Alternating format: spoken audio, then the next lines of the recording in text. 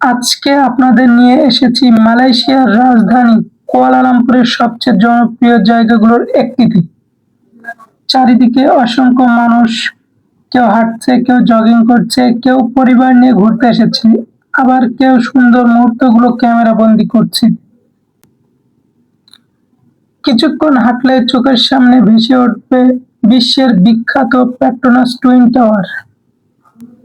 টাওয়ারের নিচে হাজারো মানুষের ভিড় আর রঙিন ফোয়ারা, মনোমুগ্ধকর দৃশ্য পুরো পরিবেশটাকে করে তুলেছে আরো প্রাণবন্ত। যত কাছে যাচ্ছি ততই যেন এর সৌন্দর্য আমাকে মুগ্ধ করছে। টাওয়ারের যে সৌন্দর্য, সেখানে আছে যে ফোয়ারা, লাল, নীল, হলুদ, যত রকমের ফোয়ারা আছে, এগুলো আমাকে মুগ্ধ করছে।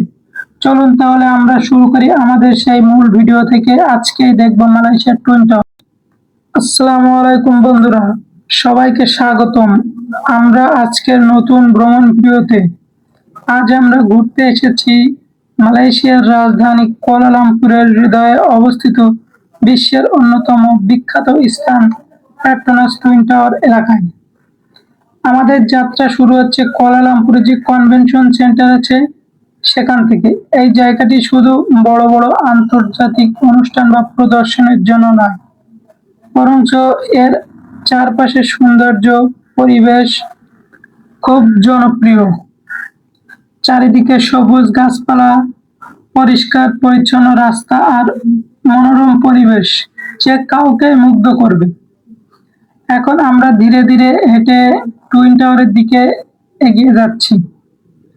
হাঁটার পুরো পথ জুড়ে দেখা যাচ্ছে অসংখ্য মানুষ, কেউ জগিং করছে, কেউ ব্যায়াম করছে, কেউ বন্ধুদের সঙ্গে গল্প করছে, আবার অনেকেই পরিবারের সঙ্গে সুন্দর সময় কাটাচ্ছে।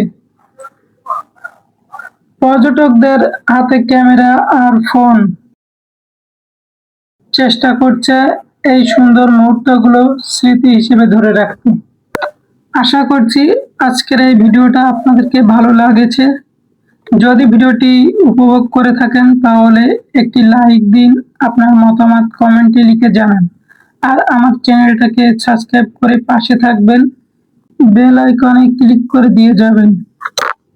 তাহলে মালয়েশিয়ার আরো সুন্দর সুন্দর জায়গার ভিডিও সবার আগে দেখতে পারবেন। যত সামনে এগোচ্ছি টুইন টাওয়ার ততই বিশাল আর দৃষ্টিনন্দন হয়ে উঠছে। কাছ থেকে দেখলে সত্যিই বোঝা যায় না কেন এটি বিশ্বের অন্যতম বিখ্যাত স্থাপনার মধ্যে একটি। এর উঁচু দুটি টাওয়ার আকাশ ছুঁয়ে দাঁড়িয়ে আছে, আর নিচে দাঁড়িয়ে থাকলে নিজের চোখকেও বিশ্বাস করতে কষ্ট হয়।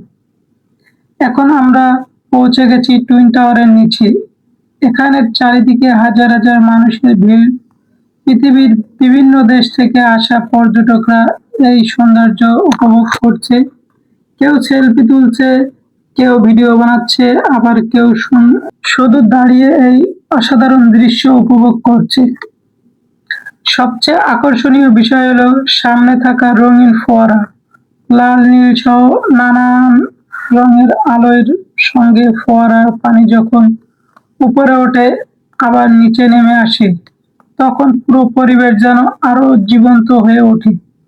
ছোট ছোট বাচ্চারা আনন্দে দৌড়াচ্ছে, বড়রাও সেই আনন্দ উপভোগ করছে।